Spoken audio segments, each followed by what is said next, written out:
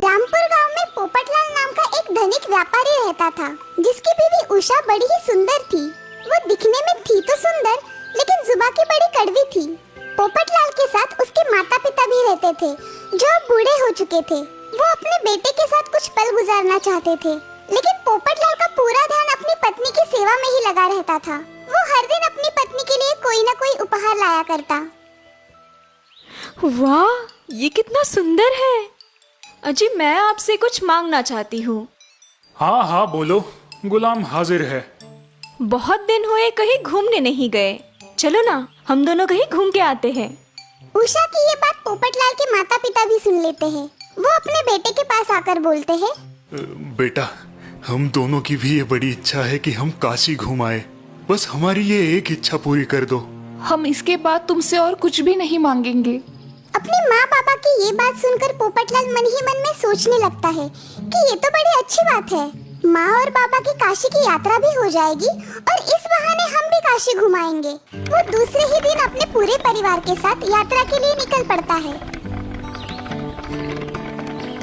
काशी के नजदीक आते ही उन्हें एक आश्रम लगता है, जहाँ का परिसर बहुत ही सुंदर और अनोखा होता है। वाह, कितना सुंदर आश्रम है। आज हम यही विश्राम करते हैं। सभी उस आश्रम में पहुँचते हैं। पोपटलाल देखता है कि उस आश्रम में तो कोई भी नहीं है। उसे बड़ा अचरज होता है। अरे, इस आश्रम में तो कोई भी नहीं है। खैर छोड़ो, हमें भी तो एक ही दिन रुकना है। वो सभी उस आश्रम में रुक जाते हैं। रात हो जाती है।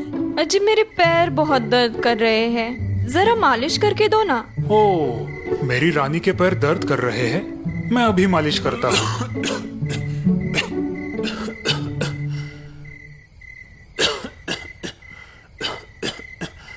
ओफो, इनकी इस खांसी से तो मेरा सर दर्द करने लगा है। पिताजी, आप बाहर जाके सोइए।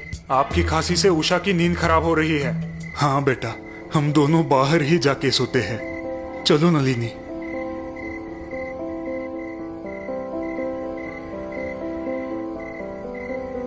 मुझे कुछ दिखाई नहीं दे रहा। बेटा, थोड़ा पानी लाके देना तो। मुझे अंधेरे में ठीक से दिखाई नहीं देता। दिख नहीं रहा मैं उषा के पैर दबा रहा हूँ, खुद ही जाके ले लो। सुबह बड़ी जल्दी पोपटलाल की आंखें खुल जाती है। उसके कानों पर आश्रम के आंगन की ओर से कुछ आवाजें आने लगती है। वो उठ के आश्रम के बाहर आता है। अपनी आंखों के सामने का नजारा देखकर वो दंग रह जाता है। अरे, ये तीन लड़कियां कौन है? कितनी सुंदर है ये तीनों, लेकिन ये झाड़ू क्यों लगा रही है? पोपटलाल उन देवियों का ये सौंदर्य देखकर मंत्रमुग्ध हो जाता है। हाँ, क्या अद्भुत सौंदर्य है। ये जरूर स्वर्ग लोक की अप्सराएं हैं। पोपटलाल उनके पास आता है। उसके वहाँ आते ही वो देवियाँ काम करना बंद कर देती है। जी, आप तीनों कौन हो और कहाँ से आई हो?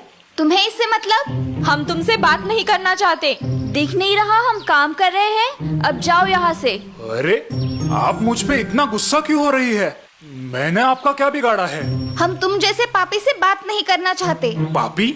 मैंने क्या पाप किया है? तुम अपने माता पिता की सेवा नहीं करते और उनकी आज्ञा का पालन भी नहीं करते। तुम बस अपनी पत्नी की सेवा में ही हमेशा डूबे रहते हो। अब जाओ यहाँ से और हमारे काम में रुकावट डालना बंद करो। उनकी ये बातें सुनकर पोपटलाल बड़ा दुखी हुआ और मन ही मन सोचने लगा, ये जरूर स्वर्ग लोक की देवियां है। मुझे इनसे अपने बर्ताव के लिए माफी मांग लेनी चाहिए। जी सुनिए, मैं अपने आप पे बड़ा शर्मिंदा हूँ, लेकिन आप मुझे ये बताने का कष्ट लीजिए कि आप तीनों देवियां है कौन और यहाँ पे ये झाड़ू लगाने का काम क्यों कर रही है? ये कोई साधारण आश्रम नहीं है। ये आश्रम कुक्कुट स्वामी नाम के एक साधु का है। कुक्कुट स्वामी हमेशा अपने माता पिता की सेवा में ही व्यस्त रहते हैं। वो अपने वृद्ध माता पिता को अपने कंधों पर बिठाकर तीर्थ यात्रा के लिए निकल पड़े हैं। अपने माता पिता की सेवा करने की वजह से इस आश्रम की भूमि पवित्र हो चुकी है। इस आश्रम की सेवा करते ही हमारे पापों का क्षालन होता है। इसीलिए रोज सुबह हम इस आश्रम की सफाई करने आते हैं। आपने तो मेरी आंखें ही खोल दी। आज से मैं प्रण करता हूँ कि मैं अपने माता पिता का ध्यान रखूंगा और आजीवन उनकी सेवा करूंगा। ये हमेशा याद रखना कि माता पिता की सेवा ही सच्ची ईश्वर सेवा है, जिससे तुम्हें सच्चे सुख का लाभ होगा। तुम्हारा कल्याण हो। उस दिन पोपटलाल अपना सारा जीवन अपने माता पिता की सेवा में व्यतीत करने लगा और जीवन के सच्चे सुख का लाभार्थी हुआ। एक गांव में गोलू नाम का एक लड़का रहता था। वो अपनी माँ से कभी भी ठीक से बात नहीं करता, हमेशा उसे डांटता और कड़वी बातें करता। गोलू की माँ का आधा चेहरा आग से जला हुआ था और उससे पड़े छालों की वजह से उसका चेहरा बड़ा ही भयानक दिखाई देता। गोलू इस बात को लेकर हमेशा दुखी रहता कि उसकी माँ खूबसूरत क्यों नहीं है। एक दिन गोलू अपने दोस्तों के साथ खेल रहा होता है। अरे बच्चों, चलो बहुत खेल लिए, चलो चलो घर जाओ अब। थोड़ी देर और खेल के हम चले जाएंगे मौसी। गोलू, क्या तुम्हारी माँ तुम्हें डांटती नहीं है जो तुम इतना खेलते हो? हाँ? नहीं मौसी, मेरी माँ तो इधर नहीं है, मैं बस अपने पिताजी के साथ रहता हूँ। अच्छा, इसीलिए तुम इतनी देर से बाहर खेल रहे हो।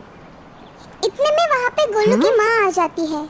माँ को देख गोलू भागकर एक पेड़ के पीछे छुप जाता है। अरे गोलू, कहाँ चले गए? हाँ? आप कौन हो? मैं गोलू की माँ हूँ। क्या तुमने उसे देखा है? हाँ? गोलू की माँ? उसने तो हमें बताया था कि उसकी माँ इस गांव में नहीं रहती और वो अपने पिताजी के साथ अकेला रहता है। हाँ, सच ही तो है। मैं आज ही तो शहर से गांव आई हूँ, उसे ही ढूंढ रही हूँ। अगर वो दिखे तो उसे बता देना कि मैं उसे ढूंढ रही थी। ये कहकर गोलू की माँ वहाँ से चली जाती है और गोलू पेड़ के पीछे से बाहर आता है। गोलू, क्या सच में वो तुम्हारी माँ है? उनके चेहरे को क्या हुआ है? कितना डरावना है उनका चेहरा, और उन्हें देख के तुम छुपे क्यों? गोलू अपने दोस्तों के इन सवालों से परेशान हो गया। उसे अपनी माँ पर बड़ा ही गुस्सा आया और बिना कोई जवाब दिए वो वहाँ से निकल पड़ा। घर पहुँचते ही वो माँ को डांटने लगा। माँ, मैं तुमसे कितनी बार कह चुका हूँ कि मेरे दोस्तों के सामने मत आया करो। गोलू, तुम्हें आने में बड़ी देर हो रही थी तो मुझे चिंता होने लगी, बस इसीलिए मैं वहाँ चली आई। कोई जरूरत नहीं है मुझे ढूंढने की। तुमने मुझे आज मेरे दोस्तों के सामने शर्मिंदा किया है। वो सभी तुम्हारे इस बदसूरत चेहरे से डर गए। अब वो कभी मेरे साथ नहीं खेलेंगे। ऐसे ना बोलो बेटा, मैं ये गलती दोबारा नहीं करूँगी। मैं तुम्हारे दोस्तों के सामने कभी नहीं आऊंगी। कोई जरूरत नहीं है रोने की और गिड़गिड़ाने की। मैं ही ये घर छोड़ के जा रहा हूँ ताकि फिर कभी मुझे तुम्हारा ये डरावना चेहरा नहीं देखना पड़े। गोलू की माँ उसे समझाने की बहुत कोशिश करती है, मगर गोलू अपनी माँ को रोता छोड़ वहाँ से निकल जाता है। गोलू एक तालाब के नजदीक पहुँचता है। उसे बड़ी प्यास लगी होती है, इसीलिए वो पानी पीने के लिए तालाब की ओर बढ़ता है। तभी उसके कानों पर किसी के रोने की आवाज पड़ती है। गोलू पास ही में देखता है और दंग रह जाता है। वो देखता है कि वहाँ पे सुनहरे सिंग वाला एक हिरन रो रहा है। हाँ, कितने खूबसूरत हो तुम। काश मेरी माँ भी तुम्हारे जितनी खूबसूरत होती। पर तुम रो क्यों रहे हो? मैं अपनी माँ की याद में रो रहा हूँ। क्या हुआ तुम्हारी माँ को? हम दोनों इस तालाब पे पानी पीने आए थे, मगर इस तालाब में रहने वाले एक मगरमच्छ ने मुझ पर हमला कर दिया। वो मुझे दबोचने ही वाला था कि मेरी माँ उस मगरमच्छ पे झपट पड़ी। अपनी जान गंवाकर माँ ने मुझे बचाया। मैं हर रात यहाँ पे आके माँ की यादों में आंसू बहाता हूँ। तुम्हारी माँ बड़ी ही खूबसूरत होगी। काश मेरी भी माँ खूबसूरत होती। क्या तुम पागल हो? क्या तुम्हें इतना भी नहीं पता कि इस दुनिया की सबसे मूल्यवान, खूबसूरत और कीमती चीज एक माँ ही तो है? तुम झूठे हो। मेरी माँ खूबसूरत नहीं है, उसका चेहरा डरावना है। मैं उसे छोड़ घर से भाग आया हूँ। ये तुमने क्या कर दिया? अगर तुम्हारी माँ का चेहरा डरावना है तो जरूर उसके पीछे कोई कारण होगा।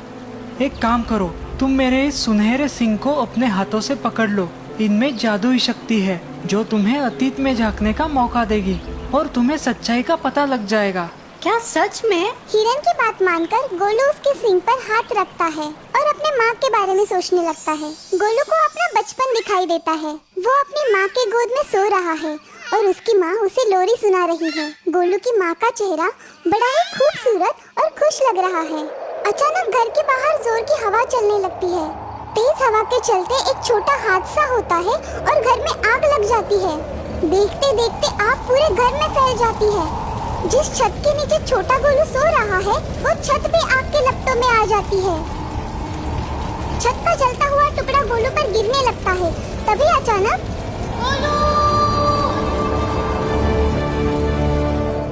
माँ गोलू को बचा लेती है। मगर खुद की खूबसूरती खो देती है।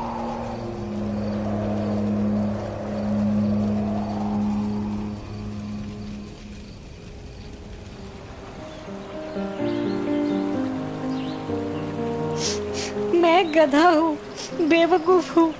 सिर्फ मेरी जान बचाने के लिए मेरी माँ ने इतना बड़ा खतरा मोल लिया और मैंने माँ को बड़ा दुख दिया है। भगवान मुझे कभी माफ नहीं करेगा। अब बस रोते ही रहोगे या फिर अपने माँ के पास भी जाओगे? अभी भी देर नहीं हुई है। लेकिन क्या वो मुझे माफ करेगी? पगले, माँ का दिल तो दरिया से भी बड़ा होता है। वो तुम्हें देखते ही गले लगा लेगी।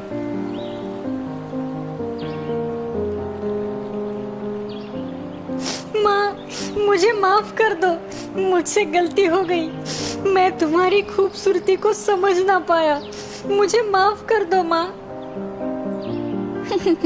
सुबह का भूला शाम को घर आ जाए तो उसे भूला नहीं कहते। मेरा लाडला गोलू।